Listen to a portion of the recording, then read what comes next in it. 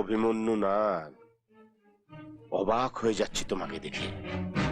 স্বাভাবিক, যাকে খরচার খাতায় ফেলে দিয়েছিলেন সে এখনো নিজেকে একটু বাঁচিয়ে রেখেছে। না রাখলেই ভালো করতে। পুলিশ ডিপার্টমেন্ট তোমার নামে থুতু ফেলে। গায়ে থুতু মেখে বেঁচে থাকাটা কোনো ভদ্রলোকের বেঁচে থাকা নয়, ওর থেকে মরে যাওয়া ভালো। মরিনি, কারণ আপনি বেঁচে আছেন বলে।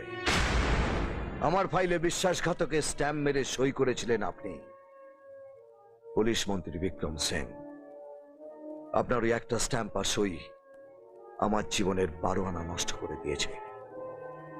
আপনি আমার কাছে ওই 12 আনা ঋণী। নিজেকে খুব ছোট মনে হচ্ছে।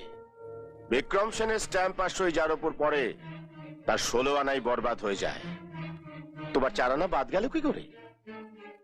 ওই 4 আনা আপনার 16 আনার উপর স্ট্যাম্প মেরে সই করবে বলে বাদ পড়ে গেছে।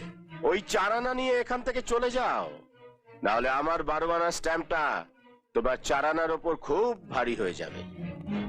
আমি ভাবছিলাম কখন আপনি আমাকে এটা বলবেন আর আমি আপনাকে বলবো, বাট সালা, এটা তোর বাপের জমিদারি নয়।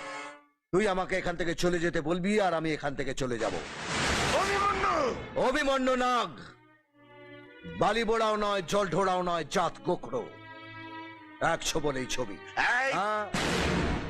ভদ্রলোকের বাড়িতে এসছেন, চা খান, জল খান, ভেপু বাজিয়ে কেটে পড়ুন। রেঞ্জের মধ্যে আসবেন না, তাহলে স্ট্যাম্পটা আগে পড়বে আর সইটা মরার পর।